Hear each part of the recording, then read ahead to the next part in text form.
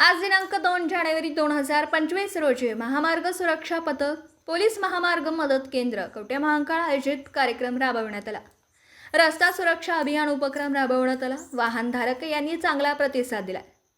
कार्यक्रमासाठी आम्ही व पोलीस स्टाफ सह सर्व वाहनधारक 2 व्हीलर 4 व्हीलर हजर होते। सदर कार्यक्रमासाठी जनजागृती कार्यक्रम तसेच सीट बेल्ट लावणं, हेल्मेट घालणं, वाहन सावकाश चालवणं तसेच मृत्युंजय दूतबाबत सविस्तर माहिती, रस्ता सुरक्षा सप्ताह करण्यात आला।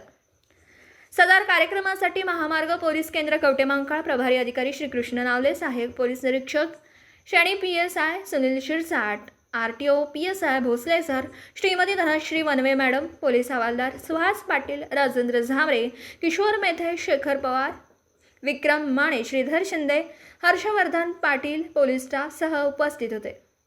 महामार्गावरील वाहनधारकांनी चांगला प्रतिसाद दिला। Seat belt compulsory. आता ते BS6 गाड्या ज्या आहेत तुम्ही बघितलं तर ते सीट बेल्ट नसेल तर एकही एअरबॅग ओपन होत नाही। 6 एअरबॅग जरी असल्या गाड्यांच्या तरी एकही ओपन होत नाही। ॲक्सिडेंट किती मोठं होते। म्हणजे सीट बेल्ट कंपल्सरी घाला, हे आपल्या सुरक्षेसाठी आहे। सर्वप्रथम महामार्ग सुरक्षा पथक कवठे महांकाळ जिल्हा सांगली यांच्या वतीनं उपस्थितांचं सहर्ष स्वागत करतो मी। 1 जानेवारी 2025 ते 31 जानेवारी 2025 पर्यंत वाहतूक प्रबोधनाचं काम पूर्ण महाराष्ट्रभर सध्या आणि भारतभरसुद्धा चालू आहे। तर यामध्ये उद्देश हाच आहे की सर्व नागरिकांना जो वाहतुकीच्या नियमांचं प्रबोधन करणे आणि त्यांना होणारे जे काही अपघात आहेत ते अपघात जास्तीत जास्त कशी कमी करता येतील या दृष्टीनं हा प्रयत्न आहे।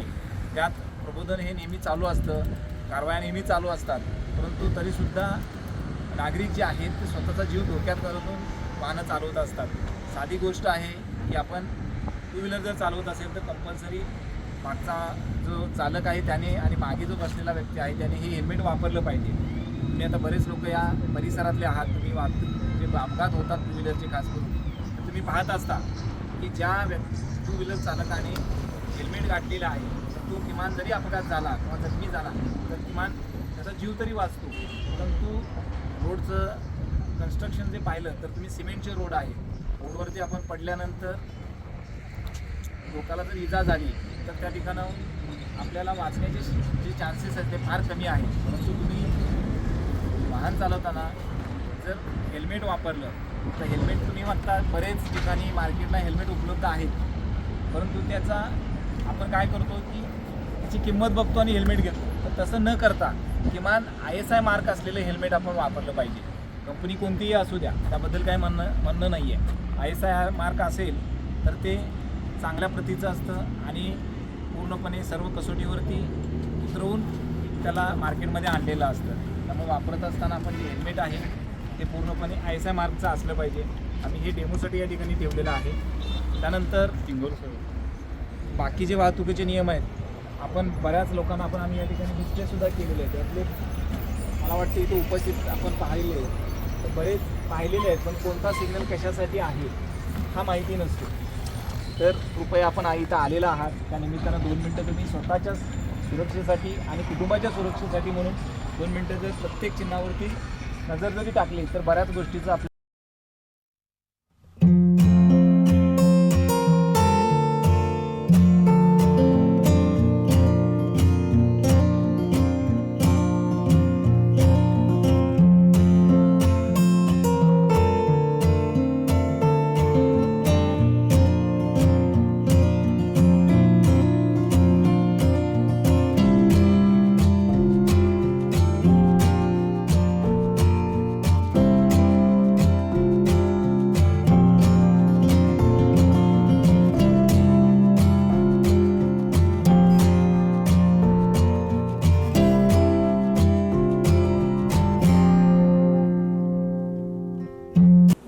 दिवसभरातील घडामोडींचा आढावा घेण्यासाठी पाहत रहा N24 मराठी न्यूज चॅनल।